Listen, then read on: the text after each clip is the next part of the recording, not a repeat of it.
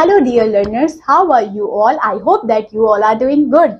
So in today's class we will discuss a new chapter of your GK book, and the name of the chapter is chapter 18, okay? And the name of the chapter is flags of the countries. So these you have to guess which country I am talking about and which country's flag is this here. For example, all these flags are here with a missing gap is here.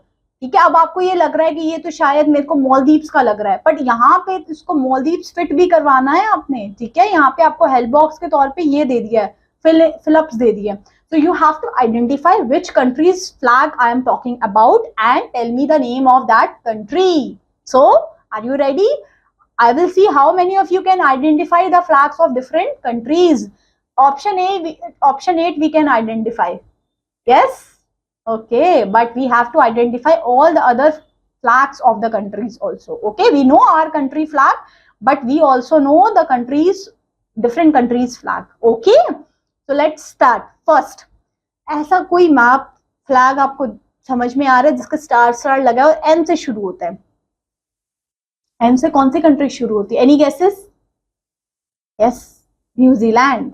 Okay, यहाँ पे हम नाम ना लिख के ना मैं यहाँ लिख देती हूँ, ठीक है, क्योंकि यहाँ पे लिखने में दिक्कत होगी तो मैं यहाँ लिख देती हूँ, that is New Zealand. Okay, next one is M से है। सो एम से है तो ये कौन सा नाम होगा? That is Madagascar.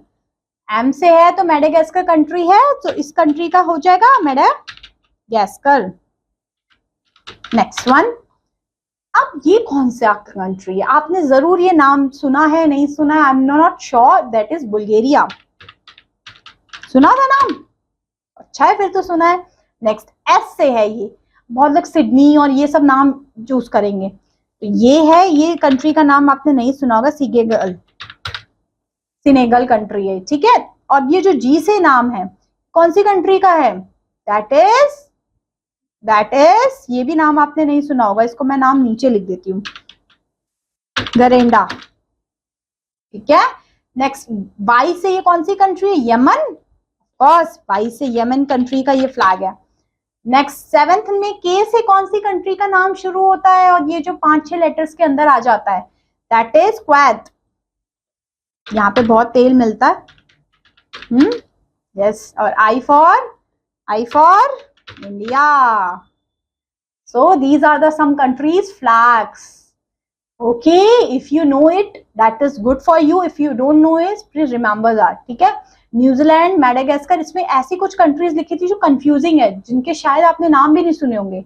सुने थे? सुना था यमन नाम, बुल्गारिया नाम सुना था, गरेंडा नाम सुना था। देखिए, इसलिए डिफरेंट कंट्रीज हैं। अब यहाँ पे क्या करना है अपने बच्चों, ध्यान से सुनिए। A country is subjected to a number of historical possessions such as colonization, imperialism, culture, contact and indigenous development. It comes to contact with different other languages also, है ना। अब यहाँ पे आपने ना लैंग्वेजेस बतानी है इन कंट्रीज की, first, second, third, fourth, fifth, six, seventh, eighth में जितनी भी कंट्रीज है, इनकी कुछ लैंग्वेज, ऑफिशियल लैंग्वेज कौन कौन सी है बच्चों, ठीक है। तो हम फर्स्ट स्टार्ट करते हैं। फर्स्ट में न्यूजीलैंड था ना बच्चों, तो न्यूजीलैंड की क्या है ऑफिशियल लैंग्वेज, वो आप लोगों ने बतानी है। आप लोगों को पता है, ठीक है, इंग्लिश है सबसे पहले। और कौन सी है उसकी official language? That is Miro, ठीक है। सेकंड नंबर पे कौन सी कंट्री थी? That is the country Madagascar. Madagascar की कौन सी ऑफिशियल लैंग्वेज है बच्चों? सेकंड नंबर पे है Malagasy and French. Getting my point. अब थर्ड नंबर पे जो थी दैट इज बुल्गारिया। बुल्गारिया की क्या थी? इस तरीके से बुल्गारिया, तो बुल्गारियन हो जाएगी। नेक्स्ट फोर्थ नंबर पे है था सिनेगल। सिनेगल की कौन सी ऑफिशियल लैंग्वेज हो जाएगी बच्चों?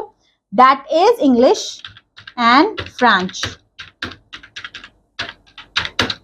नेक्स्ट फिफ्थ नंबर पे था गरेंडा। इसकी कौन सी हो जाएगी? Tell me. Arabic?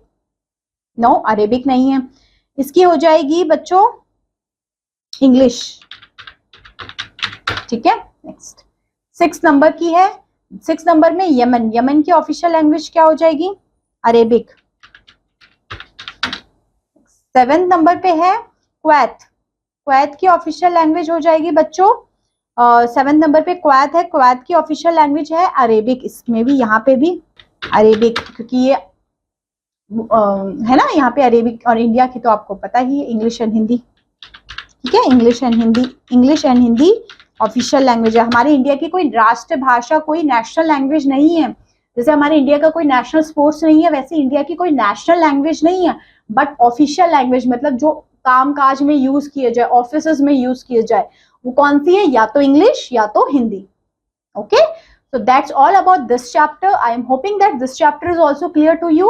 Yes, so I will meet you in your next video, in your next class. Till then, thanks for watching.